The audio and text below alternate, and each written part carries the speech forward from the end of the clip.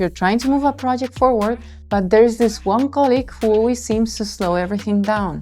People call them stubborn, difficult, impossible. But what if I told you this? The most cautious person in your team might be the one who actually makes that project go faster, if you understand how to work with them. You're gonna sit in the back?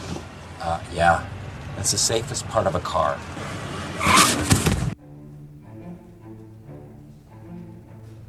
Today isn't about office politics. It's about project velocity.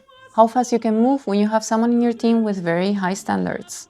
Some colleagues are notoriously hard for most people to work with. Yet, with a few other colleagues, everything seems to be smooth sailing. I've been lucky enough to be in that second group, and I eventually reverse engineer why. The secret wasn't luck. It was a set of behaviors that came from how much I respected them. Behaviors that you can use even before that respect feels natural to you. Natural, unnatural, no matter how bizarre. At one point in my life, I worked with someone who had exceptionally high standards. They pushed back hard, asked difficult questions, and refused half-formed ideas. It's tough. When I told others we were working together and we had already planned something, they asked, "And they agreed to this?" Really? I had no idea why they wouldn't, but their questions didn't match what I saw. All I saw was a unicorn, the systems they built, the way they thought, the clarity, the rigor. It was damn impressive. I approached them with genuine respect, and that respect changed everything. Here's the truth, put me next to a celebrity and I'm fine. But put me next to someone profoundly intelligent and I get freakishly nervous. So I approach this person with genuine respect. Not performative, not strategic, real admiration. And the result? Smooth collaboration, lightning execution, mutual respect. It was one of the best working relationships I've ever had. Wow. Eventually I realized why. That initial mindset changed my behavior. And those behaviors created that trust. So I broke it down into 3 principles that you can use as well.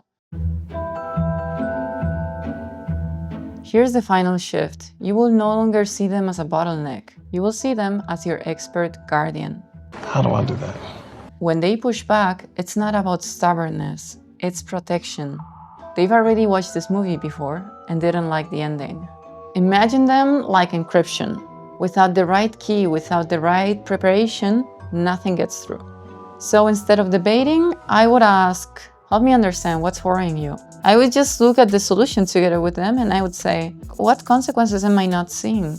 Not to convince them, but to learn from them. I can't see! When you approach that resistance with curiosity rather than defensiveness, they stop acting like a wall and they start acting like a guide. This is the part that I did accidentally. When they said no, I didn't try to change their mind. I treated their no as real, as final. I'd say, okay, we won't do it. And I meant it. I was okay with making that decision because I trusted them. I knew if they were making that call, there was a reason. But here's the counterintuitive twist. Because I respected their boundary, they eventually revisited the idea on their own. Once the context made it obvious that we needed to get that done. And when they brought the solution forward, it was brilliant, it was fast, it was high quality.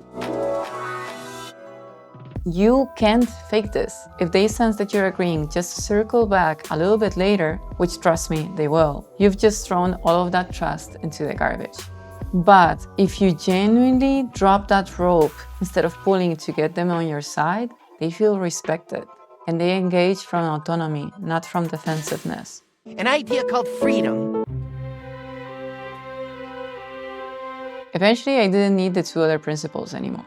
Their resistance was often a signal that I wasn't prepared enough, but my admiration for them made me over-prepare every time, and that eliminated the resistance completely. I began bringing the real numbers, data, not just guesses, the alternative paths, options, trade-offs, risks already having been considered, a full implementation plan, who does what, in what sequence, and what are the dependencies. By the time I presented an idea, I had already answered all of the questions that could have been raised in that conversation. And when you show up with that level of thoughtfulness, something changes. They stop resisting and they start collaborating. You're not trying to change who they are. You're rising to the standard that earns their respect. Here's what I learned. High standard colleagues aren't difficult. They are discerning. And if you approach them with respect, with curiosity, and real preparation, they become your strongest allies and your fastest accelerators. Have you ever had a working relationship that clicked even though everyone else was struggling? What made that difference? Share your story below. And don't forget to subscribe if you want more tips on working with brilliant people. Thanks a lot and have a great day.